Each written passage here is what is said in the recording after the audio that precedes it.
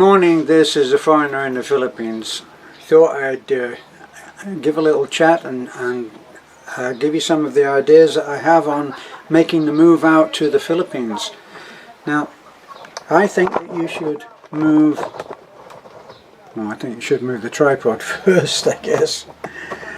I think you should move your mind before you move your body, because the preparation that you do about how you think will greatly influence how happy you are when you're here, because as you think, so it will be. Now, I think there are several parts of a move that are very, very badly neglected. One, I think, is that when you move, you are moving into a lifestyle that is a lot different to your own. It's a huge, it's written off with that very simplistic marketing saying of, yes, it's a culture shock. And you come out here and you think that, well, yes, it's a culture shock, it's a different culture. And you have no idea right then just what a shock it's going to be. The difference between the culture in the Philippines, the working culture in the Philippines, and in America or any of the Western, so-called civilized Western countries, the difference is not a little crack. It's not walking across a crack in the pavement. It is Grand Canyon-esque. It is so huge that you will be staggered by the differences. Now, does that mean that you can't make the change? Now, it means that you must prepare yourself for that. And part of that, and this is, as I was about to say, before I got off on another tangent, is that you have to understand that these are a different people. I'm not talking now about, well, what about those people? I'm talking about the people of the Philippines. The Filipino people are greatly different in many, many ways. One of the ways that they're different is that they can be so happy with so little. This is one of the items that you should come here expecting that you're going to find gold, and you will. If you're looking for the secret to being happy, one of the first things that you have to do is bring one of the tools that you'll need. And that is the willingness to change. The willingness to leave behind all that you have left. It might sound like a contradiction, doesn't it? Leaving behind all that you've left. But it's not. It is that you must be prepared to leave it all behind. And to embrace a different way of living, different way of looking at things. Especially if you're coming and you're going to be, say, on, well, I had a letter that I read this morning, and I'm sure that Jay will not mind me saying that he certainly has enough money coming in to live quite comfortably. Probably most comfortably if he comes to the province, but then I'm an advocate of living a simple life. When I came first, I moved into a city. There's no difference. People in the city are stressed by extra survival challenges that people in the province are not subjected to. So I prefer to come to the province, and that's what happened. It finally all materialized. I married my wife Beth, who is an island girl, and we came out to live with her family on this hilltop retreat, shall we say. And we've worked very hard to produce a life that we're very happy with. Now, if our friend Jay wants to know, he has been divorced for 2 years and he's now ready for a new start. It's a given that you will come here, find a much younger woman and probably by far a more beautiful woman than you are used to having. That's a given. I'm not being superficial here, I'm just talking about facts. If you go out on any day into Taliban, you will see more beautiful women per yard walked than you would if you were in another country. That's my belief, but then of course that's my taste. I prefer the look of the Asian woman, and it's not a judgment on every other woman in the world, okay? It's just my taste. So how can you prepare your mind? Well, you can certainly leave behind all the wars that you've been fighting while in this other country that you're in. You're at the moment, that is your here, and when you get to my here, it will then be there. Now here's a good tip. Don't bring the life that you left behind there here. We don't want it. Filipinos don't want it. They don't want the way of surviving in the West here in the Philippines.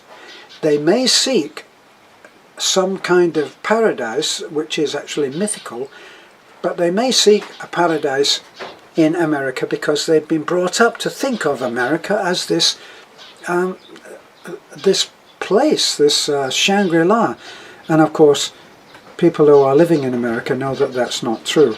People who are living in the UK, in Germany, in Australia, they know that it's not true. Now, various people, somebody wrote to me and said, I'm very happy living in the UK. Good, congratulations, you found a place where you belong. And he said, I never felt safe. He said, I don't feel safe when I go to my home, and he mentioned some place that he lives, and he doesn't feel safe there. It's in the Philippines. He doesn't feel safe there, but he feels safe in England. Feeling safe, a feeling of security, is something which is entirely subjective. It's how you feel.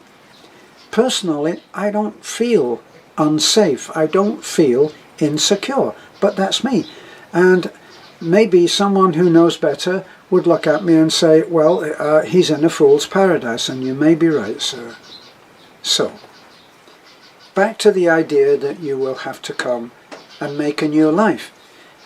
Now, think about it. I never hear anybody talk about coming and finding beforehand some kind of a support team. Now, if you think about how you operate right now, wherever you are, you operate as yourself. You operate as, say, a boyfriend or a girlfriend in whatever capacity that is for you, and that's how, and you operate in that small circle. We're going out in concentric circles like the pebble in the pond. You get the plop, and that's you, and then the first ring will be however you integrate with your family and close friends, and then the not so close friends, and then the groups that you go into, and it goes out in these concentric circles which emanate out from you. Now that's the key. It emanates out from you. Now, if you throw a small pebble in, then it gets a very, very tiny plip. And if you throw a big rock in there, it goes badoosh.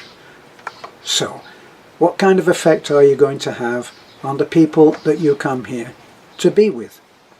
That really depends on you, and to a large degree it depends on the groundwork which you put in before you came. Now, my friend Brian is operating a piggery with his soon-to-be wife Maricel.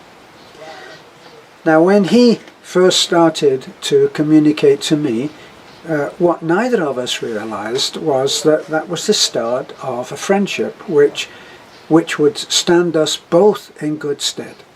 We have become family, friends, support for each other. Him for my family and friends, and vice versa. And if I'm in trouble, I know that I can call Brian, and if he's in trouble, he knows that he can call me. And if he wants a cup of coffee and a chat, I'm there for that too. That's what you call a support team. Now, the more support that you have, the better. And how will you develop that before you even get here? Well, the way that Brian developed it was he just exchanged a few letters with me. A few messages on Messenger or a few emails, and he's a good example of the way that it probably should be done. We have many other people. We are the most, I keep saying this, we're the most visited YouTube channel, and that's because we built a guest house with the intention that we would offer it free to people to come and stay for a few days and find out what we did, how we did it, and in a way to authenticate what we do. They are our living witnesses. So Brian and I exchanged a few letters. He told me a few of the challenges he was coming on with. I offered my input. He wanted to know things like, should I bring all of my tools out? And I said, my gosh, I would definitely do that. But where could I send them to? I don't have an address there yet.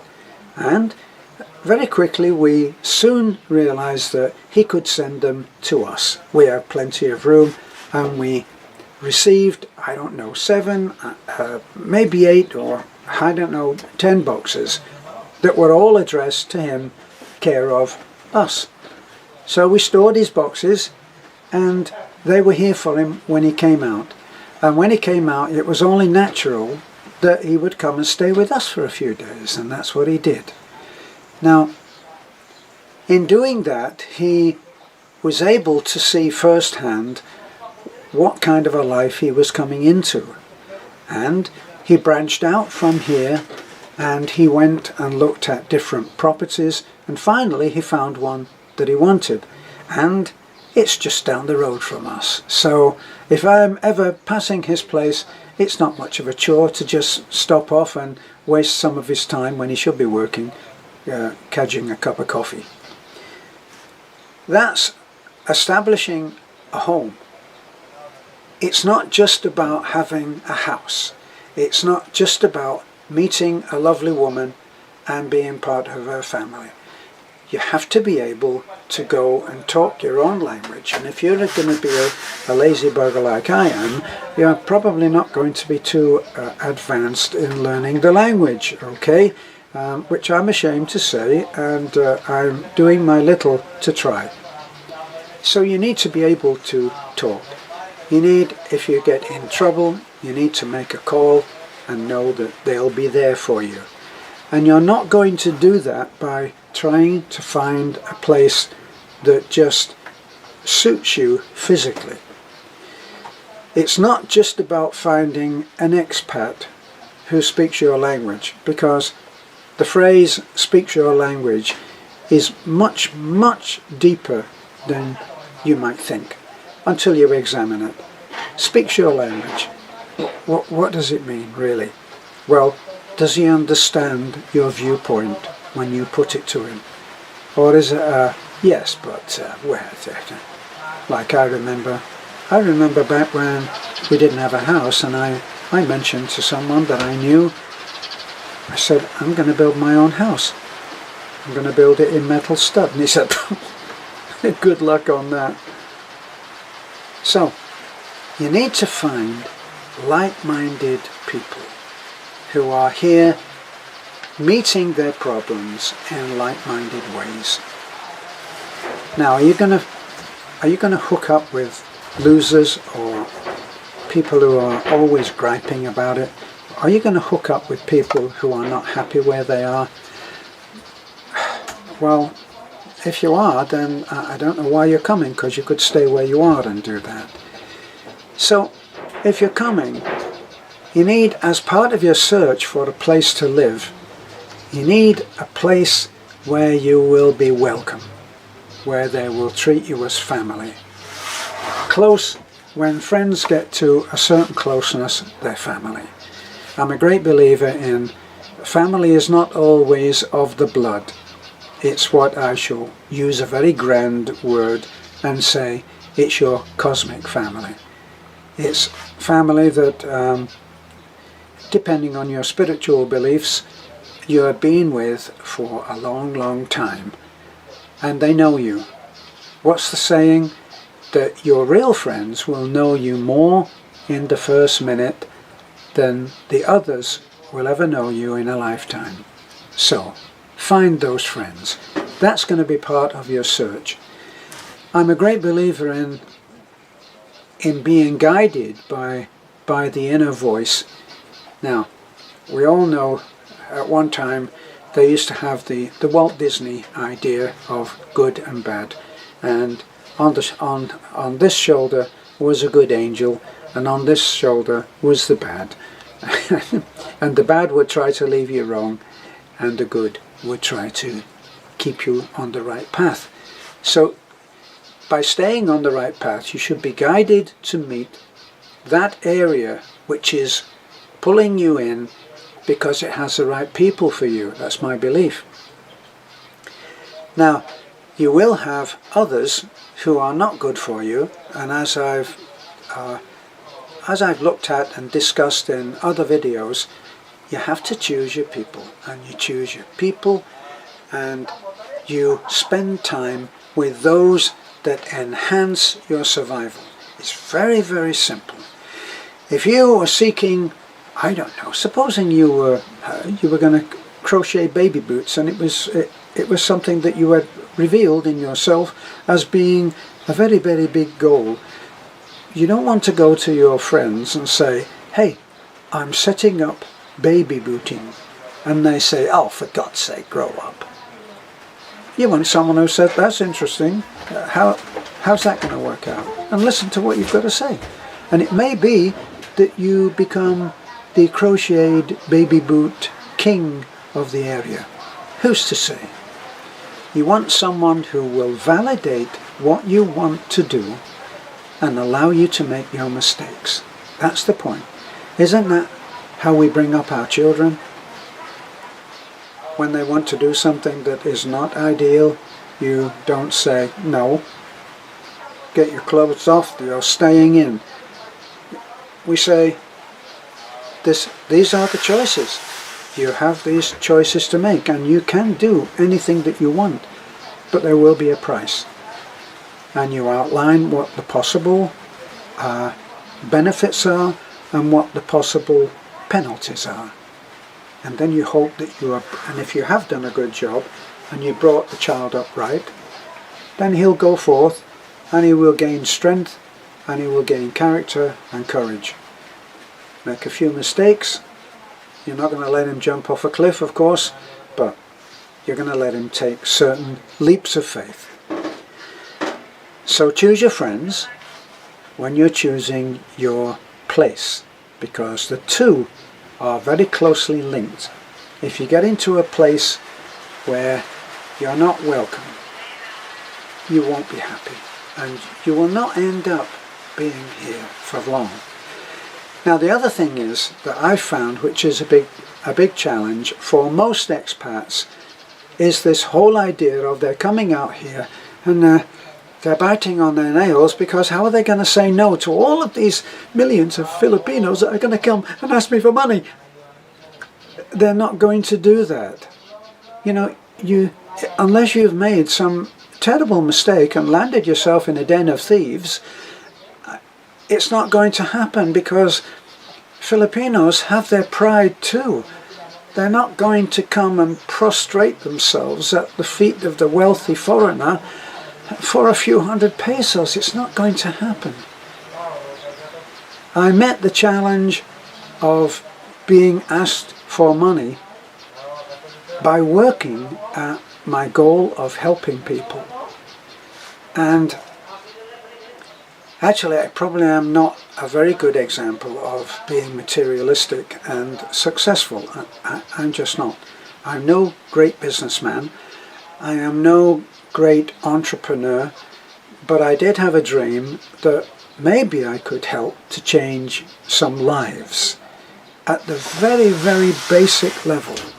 That was my goal. Your goal may be completely different. My friend Brian's goal is to have a successful piggery and to live happily with his wife, to be able to finish building his house. Isn't that a dream we all have as I look around here? So think about how you're going to change, and what you do is you just open the door to your mind and allow for changes to be made. Now, if you come and you haven't done this, it will be a struggle all the way, because what will be happening will be that you won't be able to look at the brother of your wife as your own brother. For me, I lost my brother, my own brother in the UK. I lost him many years ago, and I miss that man. And now I have several brothers, and I never think of any of them as coming and asking me for money. I think of helping them to gain a better life. And Beth and I have done that for all of the family. We've been criticized for this, by the way, that we only take care of our family. And if you really believe that, you haven't watched many videos. We include our family as family, friends, neighbours, extended people that we don't even know, who are part of our life. These people are part of our life. I would advocate that you think of being happy as being immersed in happy lives. For me, I get tremendous fulfillment from just going around in my truck and picking up men, women, children and taking them to church. I'm not a very religious person myself, but I enjoy getting them to a building that they enjoy being in. The kids have fun while they're there. We do our giveaways from the boxes that we are given, and we have a good life. And all of that begins with accepting the culture fully, accepting the culture. You accept Filipino time. It's not the same as it's not the same as ordinary time, okay? I don't have a watch anymore, and it's ironic that at one time I used to discount the man by saying, oh my God, that man doesn't know what day it is. And guess what? A lot of the time I don't know what day it is, and it doesn't matter. It doesn't really matter what time it is right now for me. And if you're here and you're able to live comfortably on a pension, then it will be the same for you. If you allow it to be, you will gain a different idea of time and a different idea of fulfillment. Because if you think in terms of looking out for those around you, as well as looking out for yourself, and I know that this will be argued into the ground by those who believe that they should be looking out for themselves. If you do that, you will have that kind of life. If you go where you willingly help others to live a better life, then you'll have that kind of life too. So, before you come, change your mind. Find people that you can share viewpoints with, find agreement with, find ways of looking at life with, and try to locate yourself, ideally, within a circle of such people who agree with what you are. Now, you know, if you enjoy griping, then I would head out for Gripe City and wherever that is. But if you enjoy living and being grateful for the way that life has turned out in this beautiful country, then you might think differently about being in the company of people who do not express the same quality of life, the same appreciation for life as you. So get ready to change your mind, because there are great changes coming. Some of them won't be entirely comfortable, okay? Can't promise that. But when you surmount the challenge of making that change, you'll gain something. You may even be happy. I hope so. This is a foreigner in the Philippines. Bye for now.